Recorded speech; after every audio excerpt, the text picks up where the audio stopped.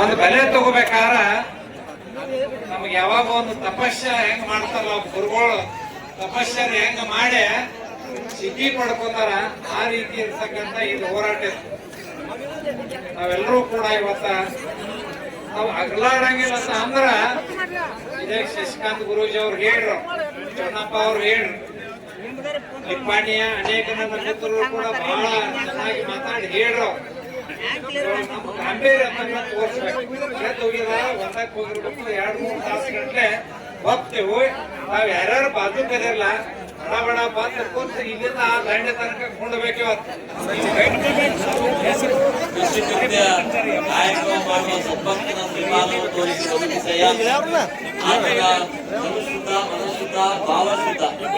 ಆತನ ಮನೆ ಒಳಗೊತ್ತು ಲಿಂಗಾರ್ಚನೆ ಮಾಡಿದ ಗುರು ಪಾವನ ಕೂಡ ಕೂಡಲ ಸಂಗಮ ದೇವ.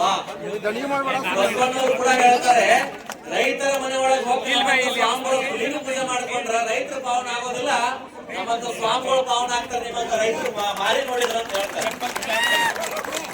ಅದಕ್ಕಾಗಿ ಇವತ್ತಿನ ದಿವಸ ಅನೇಕ ಹೋರಾಟ ಮಾಡ್ತಕ್ಕಂತ ಸಂದರ್ಭದಲ್ಲಿ ನಾವು ನೋಡ್ತಾ ಬಂದಿದ್ದೇವೆ. ಇವತ್ತು ಚುನಪ್ಪ ಪೂಜಾರಿ ಅವರಾಗಿರ್ಬೋದು, ಹಾಗೆ ನಮ್ಮ ಶಶಿಕಾಂತ್ ಗುರುಜವರಾಗಿರ್ಬೋದು, ಹಾಗೆ ನಮ್ಮ ಜೊತೆಗೆ ಆಗಮಿಸಿರುವಂತಹ ಶರಣ ಉದಯ್ ಕರ್ಜಿಮಠ ಆಗಿರ್ಬೋದು, ಇವರೆಲ್ಲ ಸಾಕಷ್ಟು ಕಬ್ಬನ್ನ ಬೆಳೆದು ರೈತಕ್ಕಿ ಮಾಡವ್ರೆ. ಹಾಗಾಗಿ ಇವತ್ತಿನ ದಿನ ಏನಾಗಬೇಕಾಗಿದೆಯಪ್ಪ ಅಂತಂದ್ರೆ, ರಾಜ್ಯ ಮತ್ತು ಕೇಂದ್ರ ಸರ್ಕಾರಗಳು ರೈತರಿಗೆ ವಂಚನೆ ಮಾಡ್ತಾ ಇದಾವೆ. ಅವ್ರು ಯಾವತ್ತಿದ್ರು ಬೆಂಬಲ ಕೊಡೋದು ಇಸ್ಪೇಟ್ ಆಡೋರಿಗೆ ಮತ್ತು ಸರಾಯಿ ಕುಡಿಯೋರಿಗೆ, ಅವ್ರು ಯಾವತ್ತು ರೈತರಿಗೆ ಬೆಂಬಲ ಕೊಡೋದಿಲ್ಲ. ಅದಕ್ಕಾಗಿ ಇವತ್ತು ಒಂದು ಮಾತನ್ನ ಹೇಳಲಿಕ್ಕೆ ನಾನು ಇಚ್ಛೆ ಪಡ್ತೇನೆ. ಏನಪ್ಪಾ ಅಂತಂದ್ರೆ, ಇವತ್ತೊಂದು ಮಠದ ಪೀಠದ ಸ್ವಾಮಿಯಾಗಿ ನಾನು ಇಲ್ಲಿ ಹೋರಾಟಕ್ಕೆ ಬಂದಿಲ್ಲ, ನಾನೊಬ್ಬ ರೈತ ಆಗಿ ನಿಮ್ ಜೊತೆಗೆ ಹೋರಾಟಕ್ಕೆ ಬಂದಿದ್ದೇನೆ ಈ ಸಂದರ್ಭದಲ್ಲಿ ಹೇಳ್ತಾ. ಯಾಕಪ್ಪ ಅಂತಂದ್ರೆ, ಎಲ್ಲಾ ಮಠಗಳಿಗೆ ಜ್ವಾಳ, ಕಾಳ, ಬೆಳ್ಳಿ, ಬಂಗಾರ ನಮ್ಮಂತ ಸ್ವಾಮಿಗಳನ್ನು ಸಲುವವರು ನೀವು ರೈತರು. ಇವತ್ತು ಮಠಾಧಿಪತಿಗಳು ಈ ರೈತ ಹೋರಾಟದಲ್ಲಿ ಭಾಗವಹಿಸಬೇಕು. ಬರದೇ ಇರೋ ದುರಂತ ಅದು.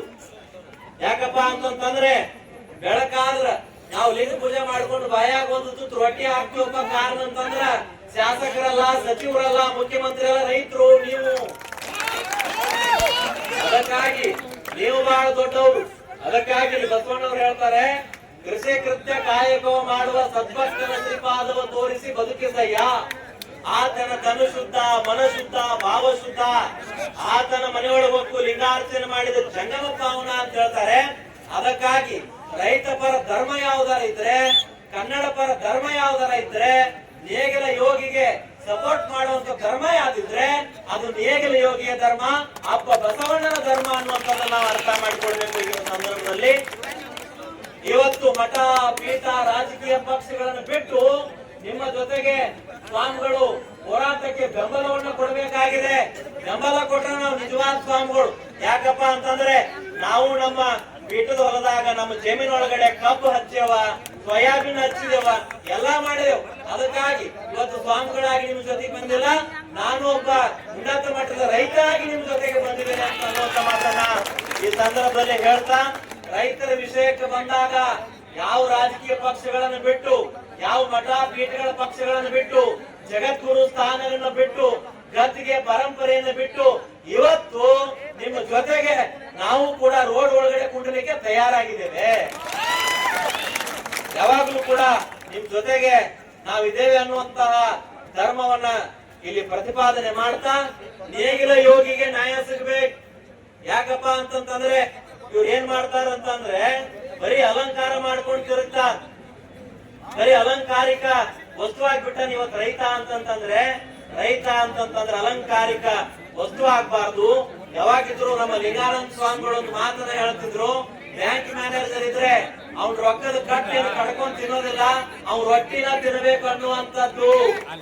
ಅದಕ್ಕಾಗಿ ಇವತ್ತು ಮುಖ್ಯಮಂತ್ರಿಗಳಾಗಲಿ, ಕೇಂದ್ರ ಸರ್ಕಾರ ಆಗಲಿ, ಮಾನ್ಯ ಸರ್ಕಾರ ದರ್ಜೆಯ ಕ್ಯಾಬಿನೆಟ್ ಸಚಿವರಾಗಿರುವಂತಹ ಸಕ್ಕರೆ ಸಚಿವರು, ಜವಳಿ ಮತ್ತು ಸಕ್ಕರೆ ಸಚಿವರು ಇವತ್ತಿಲ್ಲಿ ಓಡಿ ಬರ್ಬೇಕಾಗಿತ್ತು. ಯಾಕೆ ಬಂದಿಲ್ಲಪ್ಪ ಅಂತಂದ್ರೆ, ಅವರು ಯಾವುದೋ ಒಂದು ನಾನು ಹೇಳೋದಿಲ್ಲ ಒಳಗಾಗಿದ್ದಾರೆ ಅಂತ ನಮಗ ಅನಿಸ್ತದೆ.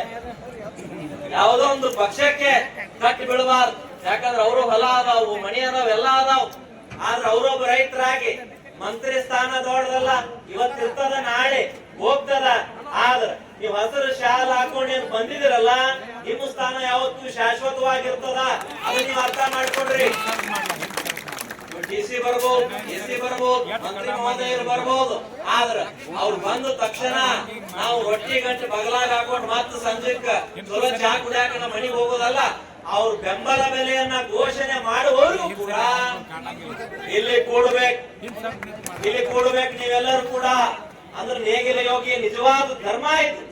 ಅದಕ್ಕಾಗಿ ನಾ ರೈತ ಬಂಧುಗಳೇ ಒಂದು ಮಾತನ್ನ ನಿಮಗೆ ಮತ್ತೊಂದು ಸಾರಿ ನಾನು ಹೇಳಿಕ್ಕೆ ಇಚ್ಛೆ ಪಡ್ತೇನೆ. ಯಾವಾಗ್ಲೂ ಕೂಡ ಈ ಬಸವ ಪ್ರಕಾಶ ಸ್ವಾಮೀಜಿ ಕರ್ನಾಟಕದಲ್ಲಾಗಲಿ, ರಾಜ್ಯ ಸರ್ಕಾರದಲ್ಲಾಗಲಿ, ಕೇಂದ್ರ ಸರ್ಕಾರದಲ್ಲಾಗಲಿ ಯಾವತ್ತು ರೈತರ ಪರವಾಗಿರ್ತಾರೆ ಅನ್ನುವಂತ ಮಾತನ್ನ ಈ ಸಂದರ್ಭದಲ್ಲಿ ಹೇಳ್ತಾ 12 ಮಾತುಗಳಿಗೆ ವಿರಾಮವನ್ನ ಕೊಡೋದರ ಮುಂಚಿತವಾಗಿ ಆದಷ್ಟು ನಾನು ಸಾಧ್ಯವಾದಷ್ಟು ನಿಮ್ಮ ಜೊತೆಗೆ ಇರ್ತೇನೆ ಅನ್ನುವಂತ ಮಾತನ್ನ ಈ ಸಂದರ್ಭದಲ್ಲಿ ಹೇಳ್ತಾ 12 ಮಾತುಗಳಿಗೆ 3,500 ಘೋಷಣೆ ಆಗ್ಬೇಕು. ಕಬ್ಬಿನ ಬೆಲೆ 3,500 ಘೋಷಣೆ ಆಗ್ಬೇಕು. ಯಾಕಂದ್ರೆ ರೈತ ಕಷ್ಟದಲ್ಲಿದ್ದಾನೆ. ರೈತರುಗಳು ಕೇಳೋರು ಯಾರಿಲ್ಲ. ಎಷ್ಟೋ ಜನ ಆತ್ಮಹತ್ಯೆ ಮಾಡಿಕೊಂಡ್ರು, ಎಣ್ಣೆ ಕುಡಿದು ಹೊಲದಾಗ ಮಲ್ಕೊಂಡ್ರು, ಸತ್ಸತ್ವಾದ್ರು. ಆದ್ರೆ ಅವ್ರ ಪ್ರಾಣಕ್ಕೆ ಬೆಲೆ ಕಟ್ಟಕ್ ಆಗತ್ತೇನ್ರಿ? ಬೆಲೆ ಕಟ್ಟಕ್ ಆಗೋದಿಲ್ಲ. ಪ್ರಾಣಗಳು ಹೋಗ್ಯಾವು ಎದ್ರ ಸಲುವಾಗಿದು. ಆದ್ರೆ ಜಗತ್ತೊಳಗೆ ಏನೇ ಆದ್ರೂ ಸಹಿತ ರೈತರನ್ನ ಕಾಡೋರು ಬಾಳ ಮಂದಿ. ಸರ್ಕಾರ ರೈತರನ್ನ ಕಾಡ್ತತಿ, ಮಳೆ ರೈತರನ್ನ ಕಾಡ್ತತಿ, ಹುಳುಗಳು ರೈತರನ್ನ ಕಾಡ್ತಾವು, ರೋಗಗಳು ರೈತರನ್ನ ಕಾಡ್ತಾವು. ಆದ್ರ ಇವತ್ತು ದುರ್ದೈವ ಏನಪ್ಪಾ ಅಂತಂದ್ರೆ ಎದಕ್ಕೂ ನಾವು ಹೆದರದೆ ಬೆದರದೆ ಬೆಚ್ಚದೆ ಇಲ್ಲೆಲ್ಲಾ ನೀವು ನಿಂತಿದ್ದೀರಲ್ಲ, ಮಠದಾಗ ಕುಂತಿರುವಂತ ಪೀಠದ ಮ್ಯಾಲಿನ ಸ್ವಾಮಿಗಳು ನನಗೆ ಶ್ರೇಷ್ಠ ಅಲ್ಲ, ನಿಮ್ಮಂತ ರೈತರು ಶ್ರೇಷ್ಠ.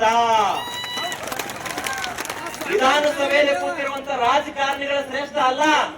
ಮನೆಯಾಗ ದಿನ 4-5 ದನ ಕಟ್ಟಿ ರೈತಕ್ಕೆ ಮಾಡ್ತಿರಲ್ಲ, ನೀವು ಶ್ರೇಷ್ಠ ಅನ್ನುವಂತ ಮಾತನ್ನ ಇವತ್ತೆಲ್ಲರೂ ಅರ್ಥ ಮಾಡಿಕೊಡ್ಬೇಕಾಗಿದೆ.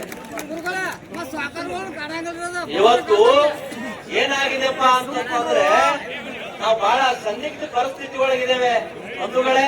ಹಾಗಾಗಿ ಹೋರಾಟ ಮುಗಿಯೋವರೆಗೂ ನಾನು ಕೂಡ ಜೊತೆ ಇರ್ತೇನೆ ಅನ್ನುವಂತ ಮಾತನ್ನ ಈ ಸಂದರ್ಭದಲ್ಲಿ ಹೇಳ್ತಾ ಮಗದೊಮ್ಮೆ ತಮ್ಮೆಲ್ಲರೂ ಕೂಡ ಭಕ್ತಿಯ ಶರಣಾರ್ಥಿಗಳೊಂದಿಗೆ